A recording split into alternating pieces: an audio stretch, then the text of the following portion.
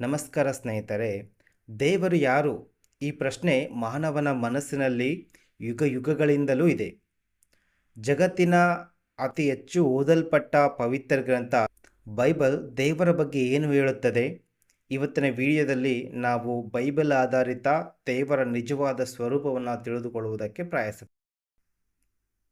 ಒಂದು ಸಾರಿ ನಾವು ನೋಡುವುದಾದರೆ, ಈ ಲೋಕದಲ್ಲಿ ಅನೇಕ ಜನರನ್ನು ನಾವು ಕಾಣ್ತೇವೆ. ಅನೇಕ ಜನರಲ್ಲಿ ತಮ್ಮದೇ ಆಗಿರ್ತಕ್ಕಂಥ ವಿಶ್ವಾಸ, ತಮ್ಮದೇ ಆಗಿರ್ತಕ್ಕಂಥ ನಂಬಿಕೆಗಳು ಇರುವುದನ್ನು ಕೂಡ ನಾವು ಕಾಣ್ತೇವೆ.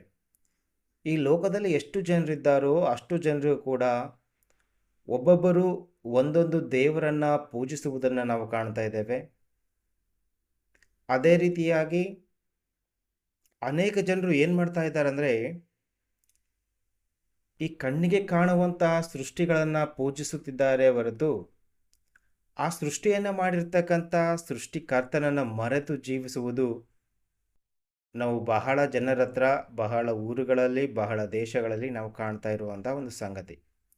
ಈ ಮನುಷ್ಯ ಏನು ಮಾಡ್ತಿದ್ದಾನಂದರೆ, ಸೃಷ್ಟಿಗಳನ್ನು ಪೂಜಿಸ್ತಾ ಇದ್ದಾನ, ಆದರೆ ಸೃಷ್ಟಿಯನ್ನು ಸೃಷ್ಟಿಸಿದಂಥ ಸೃಷ್ಟಿಕರ್ತನನ್ನು ಈ ಮನುಷ್ಯನು ತಿಳಿದುಕೊಳ್ಳದೆ ಹೋಗಿದ್ದಾನ ಎಂಬುದು ನಿಜವಾಗಲೂ ಒಂದು ಆಲೋಚನೆ ಮಾಡುವಂಥ ವಿಷಯ, ಒಂದು ಚಿಂತೆ ಮಾಡುವಂಥ ವಿಷಯ ಕೂಡ ಹೌದು ಅಲ್ವಾ?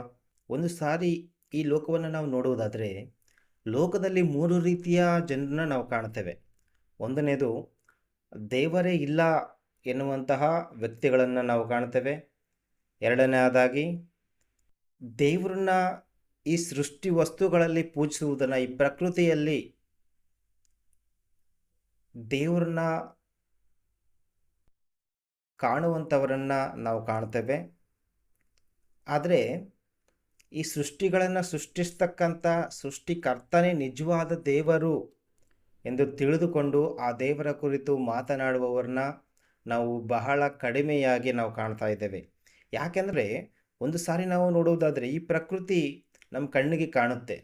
ಸೂರ್ಯ ಕಾಣ್ತಾನೆ, ಚಂದ್ರ ಕಾಣ್ತಾನೆ, ಈ ನಕ್ಷತ್ರಗಳು, ಈ ಗಿಡ ಮರಗಳು, ಕಲ್ಲುಗಳು, ಬಂಡೆಗಳು, ನೀರುಗಳು, ಅಂದರೆ ಈ ಪ್ರಕೃತಿ ನಮ್ಮ ಕಾಣುವುದರಿಂದ ಮನುಷ್ಯ ಏನು ಅಂದ್ಕೊಳ್ತಾ ಇದ್ದಾನಂದರೆ, ಈ ಪ್ರಕೃತಿ ನಮಗೆ ಕಾಣುತ್ತಾ, ಸೊ ಈ ಪ್ರಕೃತಿನೇ ನಮಗೆ ದೇವರು ಅಂದುಕೊಂಡು ಈ ಮನುಷ್ಯನು ಜೀವಿಸ್ತಾ ಇದ್ದಾನ.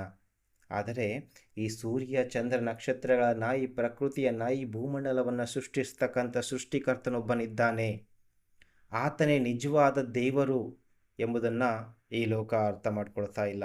ನಿಜವಾಗಲೂ ಇದು ಆಲೋಚನೆ ಮಾಡುವಂಥ ವಿಷಯನೇ ಹೌದು ಅಲ್ವಾ? ಅನೇಕ ಜನರಿಗೆ ದೇವರು ಯಾರು ಅಂತ ವಿಷಯನೇ ಗೊತ್ತಿಲ್ಲ.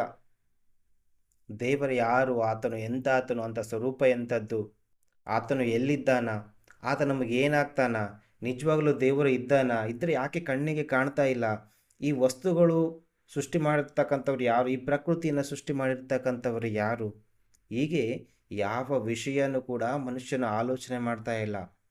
ಒಂದು ಕುರುಡನಂತೆ ಆ ಜನರು ಹೇಗೆ ಹೋಗ್ತಾರೋ ಇವನು ಕೂಡ ಅದೇ ರೀತಿಯಲ್ಲಿ ಹೋಗುವುದನ್ನು ನಾವು ಕಾಣ್ತಾ ಇದ್ದೇವೆ.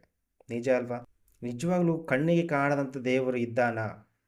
ಇದ್ದರೆ ಆತನು ಯಾರು, ಆತನು ಎಂತಾತನು, ಆತನ ಸ್ವರೂಪ ಎಂಥದ್ದು, ಹೀಗೆ ದೇವರ ಕುರಿತು ಅನೇಕ ವಿಷಯಗಳನ್ನು ತಿಳಿದುಕೊಳ್ಳುವುದಕ್ಕೆ ನಾನು ಇನ್ನು ಮುಂದೆ ವಿಡಿಯೋಗಳನ್ನು ಮಾಡಬೇಕು ಅಂದ್ಕೊಂಡಿದ್ದೇನೆ.